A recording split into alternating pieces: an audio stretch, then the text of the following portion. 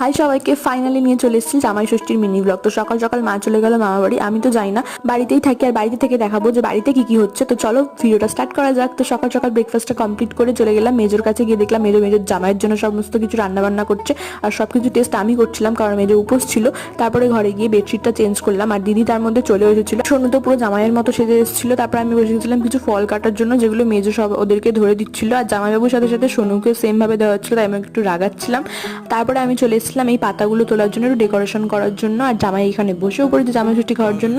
Same এখনো সোনুকে সেইভাবেই দেওয়া হয়েছে। সবকিছু আমরাও পেয়েছিলাম একটু জামাইয়ের সাথে সাথে আর কি। তারপরে আমরা বিকেলবেলা সব দিদিরা মিলে ঘুরতে গেছিলাম। ওখান থেকে বাড়ি এসে আমরা চলে গেছিলাম একটু কেকের দোকানে, কারণ আমাদের ছোট ঠাম্মা ছোট দাদু সেদিনকে অ্যানিভার্সারি ছিল, যেটা আমরা বিকালে জানতে পেরেছিলাম। তাই দিদি একটু একটা কেক নিয়ে এসে আমরা সেলিব্রেট করলাম। এখানে ও কেন বাদ যাবে, তাই চেয়ারের মধ্যে যা পড়েছিল সেগুলোকেও চেটে সাফ করে দিয়েছে। তারপর আমরা একটু চিকেন তন্দুরি বানিয়েছিলাম, সেটাই সবাই মিলে খেলাম। আমাদের বাড়ির জামাই ষষ্ঠী এভাবেই কাটলো।